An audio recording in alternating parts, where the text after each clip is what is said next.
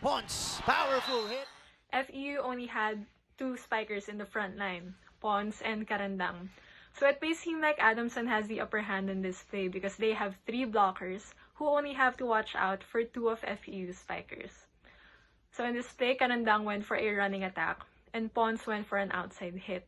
But since both of them were very well-established threats at the net because of Negrito's setting, it was difficult for Perez to read who Negrito would give the ball to. So Perez had to choose. Do I block Karandang or do I block Pons? And because of Negrito's fast-paced setting, it was difficult for Perez to catch up and close the block, which resulted in this FEU point. Negrito goes to Pons. For any floor defender who has gone up against hard-hitting spikers like Pons, it's normal to want to move back from your position so you're able to defend the ball better. In this play, however, Pons was able to read her opponent's floor tendencies whenever she would go up for a spike.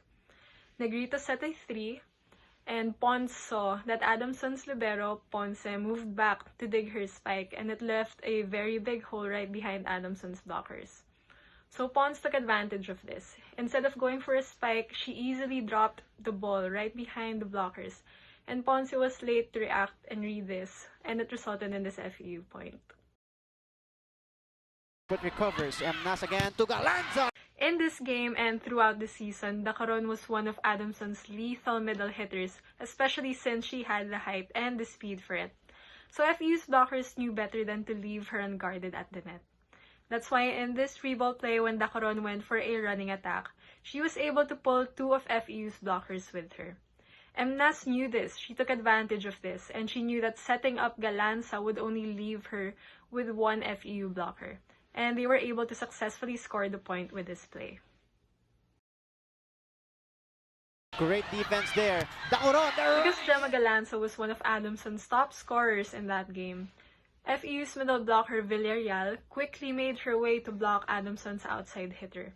Emnas took advantage of this by setting up Dacaron in the middle, since only Pons was left to block the middle hitter.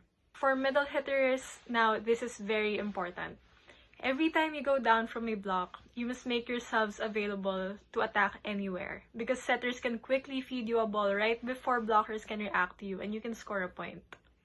Now we've seen Dacaron do short or long running attacks many times before. But this is another variation of a running attack done by some of our middle hitters in the country. So instead of going for her usual running attack behind the setter, she goes for one in front of Emnas. And it's quick enough to kill the ball before FEU's blockers are able to establish themselves and close the block in time. This results in an Adamson point.